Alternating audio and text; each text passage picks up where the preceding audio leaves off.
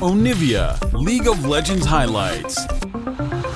Instead, and I mean, I think it's still solid, but it doesn't give you that tanky front line that's going to help keep Zoe alive. But as we've seen with Zoe, as Kroko going to go for a pretty early clear onto this Cloud Drake. We know it's not going to be a Cloud Soul because, of course, this starting off in a Cloud Drake, so he wants to get it stacking very early, but he's down a level on Peanut. He's lost a ton of health already, and they're just trying to use their priority on the bottom side. Is Effort going to have to flash away here? It looks like they're just going to try to zoom their way out of this fight as they just... Sandbox. Kroko going to push up here to look for something, and then as Rich plays safe, he's going to look for this Rift Herald. He's dead. Yeah, just like that. First blood gonna go the way of Summit. Keep in mind. So Duckdom actually making a big play of his own to really force this commitment. It is going to be Liiv SANDBOX just saying, well, okay, I mean, we will commit here, fine.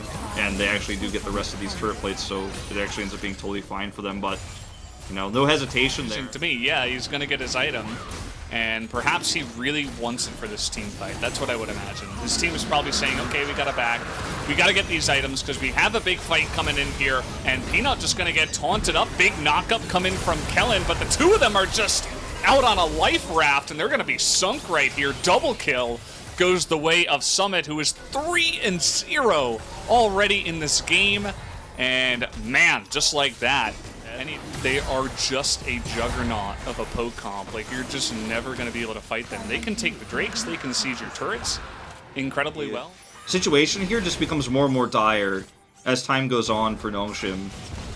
Unless they can win a big team fight, which they can't do without forcing it on the Drake, instead of just clearing waves, I feel like perhaps that was the time where they needed to be aggressive. Kroko, speaking of which, gonna step over the line. Hey, this is a nice little play. Kroko, though, is gonna be able to get away. Effort saving his nice beautifully, but there it is. Bait finally pops off with a massive scatter the weak. He gets 3 kills, and here comes Summit. He's angry, gets the 1, but that is a pretty clean ace as extending very deep into the jungle there.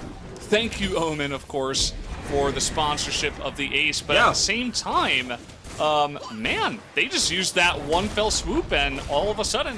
Absolutely a way to throw your lead into the wastebasket by just being too aggressive, no objective to fight over there, and just getting too overzealous. So Nongshim finding their way into a team fight they didn't even necessarily need. Well, I guess Skellen is dead. Okay. You know, so as much as he can. He and Rich, some good synergy on those. But on the side of, okay, well, it's a lot of damage. On the side of Nongshim, they do have some really nice wave clear. So even though Liiv SANDBOX do have some great siege, it's not going to be as easy as just rolling up to a turret and popping some people with accelerated shock blasts. Like, Nongshim can kind of just clear waves and get out and not really have to deal with that siege. And let's see how this one's gonna go. Peanut trying to get on top of Summit. They find him on the bottom side, and that's a nice amount of damage onto Kroko as well. That Unbreakable Will in the backside doing some work as Bay, oh, they may have overextended here as opening up is the Jhin. No more Unbreakable Will, and the siege turret that is Fate over the wall right now is huge, as finally that Alistair is gonna go down. Summit looking for those accelerated shock blasts over the wall. And that was almost it for Nongshim. You know, they almost just had the damage to take out Summit, but at the end of the day, just not able to extend far enough and get the kills they needed. And that's, I think, the idea there for Nongshim pretty passively there on the left side of the pit. Might have even stolen a kill away otherwise. No. I love Jonas Strong, man. He's showing us all the important stuff. A dead Syndra on the ground as it looks like some damage done at the blue buff, as now Rich is just caught here. He is surviving for quite a while. There doesn't seem to be too much damage just yet, even though there are some time with the Gore Drinker, as you mentioned, but there's no way to fight this anymore. We'll watch this again. This is actually Bay. Wait, did he get executed? No way. Does he die to the blue buff? Oh, it's the wolves! He actually dies to the Merc Wolf there. Okay. Wow. Oh no! Honestly, a lot more careful than he is being at the moment. Because dying again just gives up the next objective. That's going to be it. And Nongshim have to be quick. They have to be decisive here. They cannot play this slowly. And look at this kite back right now for Liiv SANDBOX in the range. Look at base health. Yeah. That was one accelerated shock blast and a deadly flourish. That's it. And, I mean, he's one paddle star away from just being one-shotted by the team. He's going to teleport back in, but that's, again, giving the numbers advantage over to Liiv SANDBOX, and they're just chipping away. Yeah, we'll see what they can get done here. Some opening up coming out from the Jhin. The True Shot Barrage actually misses there on the backside, and Nongshim actually being given a lot of respect as they just come in and take it down. They're going to look to burst down the Jhin, and they will be able to, in fact. So a nice little pick there. Now Effort going to be totally caught on the backside. Peanut incredibly tanky, and actually fighting front to back here is Liiv SANDBOX. Just the scraps being picked off the ground one by one. So when the Drake is actually on, when they actually get on top of the Drake here, Liiv SANDBOX just have to show respect. I mean, the Drake itself blocks a lot of the damage. You can see Kellen goes low, they get the Drake, and then when the re-engage comes through here, it's actually incredibly done by Kellen. He makes the mega big play here as Effort turns around, tries to taunt everybody back.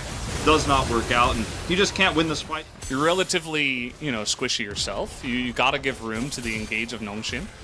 And that just gave up a lot of their power and positioning in that one, and Kellen was able to find a beautiful opening there. So yeah, it was you know, a really big team fight win for Nongshim, and they found a way to actually come back in this game. And when you lose control of the map, it's a lot more difficult to team fight with Zoe. It's a lot more difficult to actually get that damage done consistently, especially when waves are pushing down your base. Like, you can't even poke anybody because the minions are in the way. You're struggling to find value, and DuckDom just stole his way back into this game by collecting minions. He's got a huge gold lead, as you pointed out earlier. They just want to end the game right now. Yeah, I don't know if they can. I mean, there's a nice amount of wave clear on the side of Liiv SANDBOX. Obviously, Baron is going to try to help them on the push for Nongshim, but we'll see what they can do here. You can see Effort, the one frontliner. He's going to get a taunt onto Peanut, but that's not enough. One turret is going to go down. Effort's getting chunked out here. DuckDom is just going wild on the front line, and it looks like Nongshim just opened it up here, and they are going to take the win in a very close Game 3. 10-7 at 30 minutes, but Nongshim...